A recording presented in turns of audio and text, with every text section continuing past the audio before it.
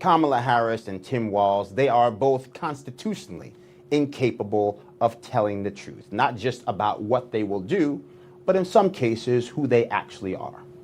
Kamala Harris is running the least transparent campaign for president in the modern history of the presidency.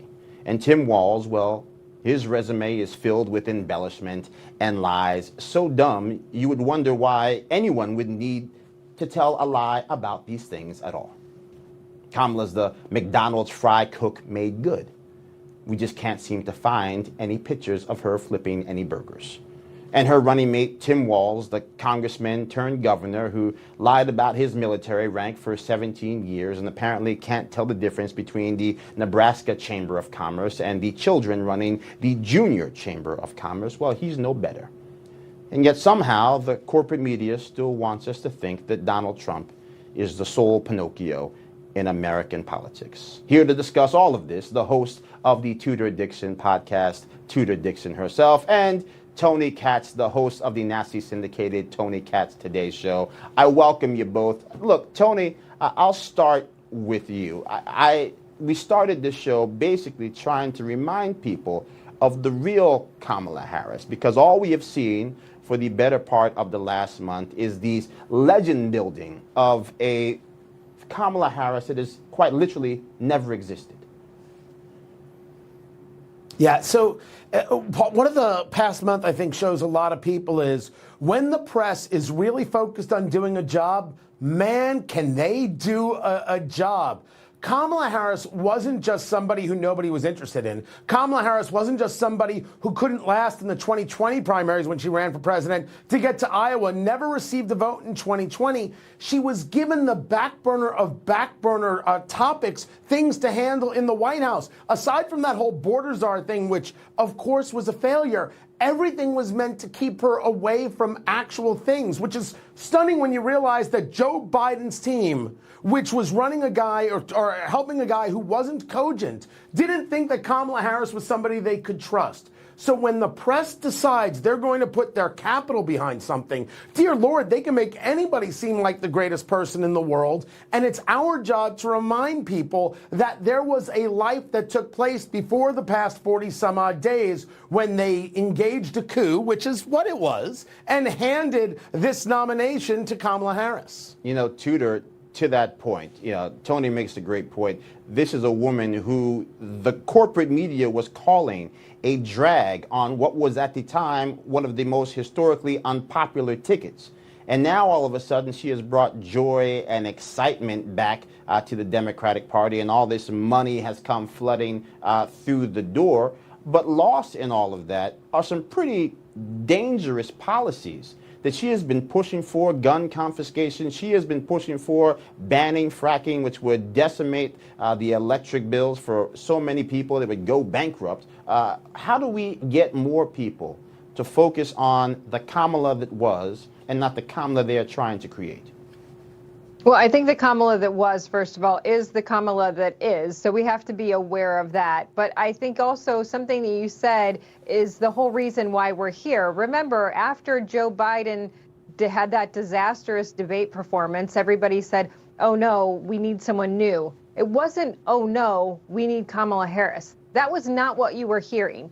You were seeing Gavin Newsom out, you were seeing Gretchen Whitmer, you were seeing Pritzker out. Everybody was courting someone until they realized the money. The money had to go somewhere. And the easiest and probably the only legal thing was to have the money go to Kamala Harris. So suddenly they had to all put a happy face on and get behind Kamala and say, joy, joy, joy, here we are. Now we're happy and we love her. And that's what they've tried to build her up. But look, the polls haven't showed that it's worked. So even with the power of corporate media behind her, the power of the Obamas behind her, her policies ring through, they shine through that, and people don't want them.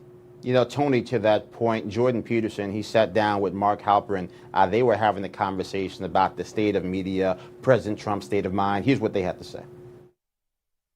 Legacy media is fundamentally dead. CNN is dead. MSNBC is dead. The Washington Post is dead. Even the New York Times is likely dead. And Trump still lives in a world where the legacy media is the prime means of communication. That's a big mistake. He should be on podcasts nonstop. He should ignore the legacy media completely.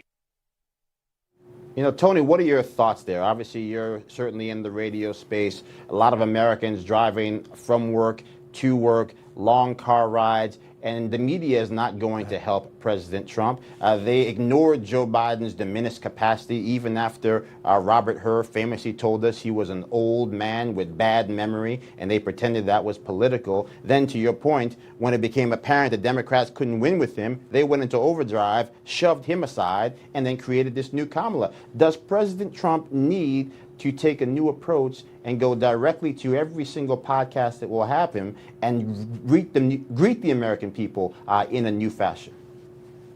But let's be clear. He has, right? He's doing the podcast with Theo Vaughn. He's doing things with people on Twitch and in other social media places, other platforms that the vast majority of this audience, you're going to have to ask your kids or grandkids to know about, but he is reaching people. I mean, this goes back to conversations that Newt Gingrich was having about Nicolas Sarkozy in France, going directly to YouTube to talk to the voter and skipping the mainstream media. I don't think you avoid it 100%. Certainly, I think you avoid guys like George Stephanopoulos. There is no value in that, but I don't think you skip it 100%. But to what Jordan Peterson is saying, President Trump is already doing that. Now all he has to do is hit the Tudor Dixon podcast.